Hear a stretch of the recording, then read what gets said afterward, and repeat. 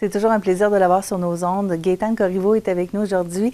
Vous êtes, je vais nommer tout ça, politologue, formatrice, conceptrice et coordonnatrice du défi Parité plus EDI, dont on a parlé beaucoup dans la dernière année. Groupe Femmes politiques et démocratie également. Vous êtes à la tête de tout ça. Bonjour. Bonjour, Marie-Ève. Et aujourd'hui, on veut parler de... Parce que vous venez faire un tour à la Bibliothèque de Montmagny très bientôt. Oui. Pour une conférence sur égalité, équité, diversité et inclusion. J'aime beaucoup le titre de la conférence parce qu'on a l'impression qu'égalité et équité, c'est la même chose. Oui, alors malheureusement, c'est pas la même chose, Non, effectivement. Puis le titre au complet, c'est « Des communautés égalitaires, équitables, diversifiées, inclusives ». Comment y parvenir? Oui, on se pose encore la question. Exactement. Alors, le défi Parité Plus, c'est une des façons d'y parvenir. C'est un projet qui est financé par le ministère Femmes et Égalité des genres Canada. Et c'est un projet qui a commencé en 2017, donc une première mouture, je dirais, 2017-2020, dans 4 régions. On était en Estrie, on était Capitale-Nationale, Outaouais, Montérégie.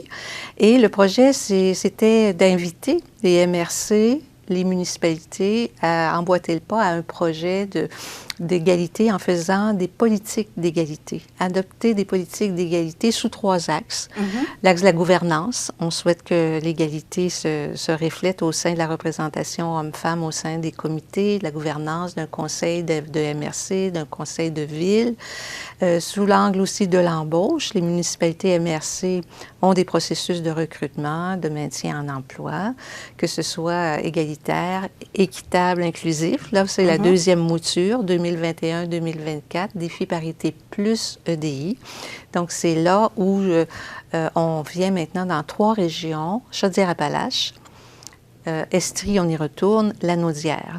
Donc, moi, je suis très, très fière de dire que c'était en 2022, on s'est rendu à la ville de Montmagny pour rencontrer le maire et il nous a accueillis vraiment à bras ouverts avec 2 conseillères. Il s'est montré très intéressé justement à emboîter le pas au projet Défi Parité plus EDI. Alors, ça a commencé comme ça. Et là, on est presque à l'aboutissement, je viens parler aujourd'hui de la conférence que vous venez d'introduire pour la semaine prochaine. Mardi prochain, j'invite toute la population à venir nous rencontrer, venir nous écouter. Ce sera à la bibliothèque à compter de 19h. Donc, c'est gratuit. C'est gratuit et toute la population est invitée, évidemment, parce qu'on voit aussi que la ville de Montmagny, moi j'habite Montmagny depuis près de 50 ans, le visage a changé. Oui. Donc, lorsqu'on se promène sur la rue, lorsqu'on va à l'épicerie, on voit que la ville, les visages sont diversifiés. C'est enrichi en quelque sorte, parce que la diversité vraiment apporte des avantages aussi. Alors, c'est le projet que la Ville a accepté justement de réaliser. Et c'est une fierté parce que si ça continue comme ça, l'adoption devrait se faire cet automne, l'adoption de la politique d'égalité. Et ce sera la première en Chaudière-Appalaches. Alors ça, c'est vraiment... C'est un grand pas. C'est un grand pas. Et moi, je voudrais remercier, oui, les autorités de la Ville, mais aussi le comité qui élabore la fameuse politique d'égalité EDI. Et c'est un comité, un gros comité, tripartite, où là, c'est justement, on parle d'inclusion, c'est-à-dire qu'on souhaitait que le politique soit présent. Donc, il y a quand même, au départ, il y avait 2 conseillères, un conseiller, maintenant, il y a 2 conseillères. On souhaitait que l'administration, les fonctionnaires soient présents. On a quand même une cadre et 2 cadres, finalement, 2 fonctionnaires municipaux et des organisations de la société civile, justement, qui soient représentatives des groupes que l'on cherche à soutenir dans leurs préoccupations, dans leurs besoins.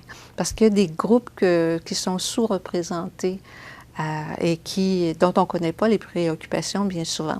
Alors, parmi les groupes que le ministère nous suggérait d'inviter, il y avait les femmes âgées. Il y avait, si on avait des Premières Nations dans la ville ou tout près, on pouvait aussi.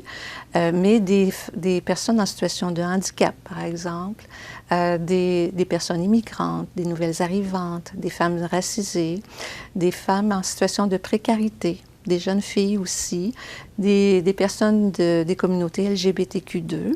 Donc, on a sur notre comité l'Arc-en-Ciel est représenté, donc l'organisation qui vient en aide justement aux parents d'enfants handicapés, en personnes, c'est ça, des personnes en situation de handicap. On a le Carrefour Jeunesse Emploi, où donc on a une représentation jeune qui est intéressante. On a quelqu'un de la communauté LGBTQ. On a une nouvelle arrivante. Moi, je suis vraiment ravie de voir que la FEAS joue un rôle sur ce comité-là, parce que c'est Mme Lise Vachon, que vous connaissez bien, qui est la première vice-présidente de la FEAS provinciale. C'est elle qui est notre agente de liaison pour accompagner le guide, pour accompagner le comité mixte égalité EDI. Elle est accompagnée aussi d'une dame de la FEAS de Cap-Saint-Ignace, Mme Gisèle Boudreau, que je remercie aussi. Alors, c'est un comité qui est riche, qui a travaillé fort, et puis on voit que l'aboutissement, c'est très bientôt, puisque moi, je ferai une conférence pour montrer un peu de façon macroscopique qu'est-ce que c'est que ce projet-là. Je viens un peu de vous le décrire depuis 2017, et suivra probablement l'annonce d'une politique qui sera adoptée avec la date qui viendra aussi avec. Est-ce que ça a été difficile d'avoir ces gens-là qui décident de s'impliquer lorsque vous avez fait l'invitation? Bon, alors d'abord, je sais bien qu'on parle d'implication, c'est de ça qu'il s'agit par rapport à la représentation de la société civile. La semaine dernière, c'était justement la semaine des municipalités. Donc, on soulignait la façon, justement, pour les gens de s'impliquer au sein de leur communauté, dans leur municipalité. Alors, c'est pas tout de voter aux 4 ans. Ce rendez-vous électoral-là, il est bien important. Mais entre les deux, il y a beaucoup, beaucoup de choses à faire. Et il y a beaucoup de gens qui s'impliquent aussi, là, des gens qui s'impliquent bénévolement, et on connaît la valeur économique. Mais on a l'impression que c'est toujours les mêmes. Oui, ça, c'est vrai il y a beaucoup de personnes, oui. On les connaît, puis on les sollicite, et parfois même, on peut peut-être les sursolliciter, mais c'est vrai.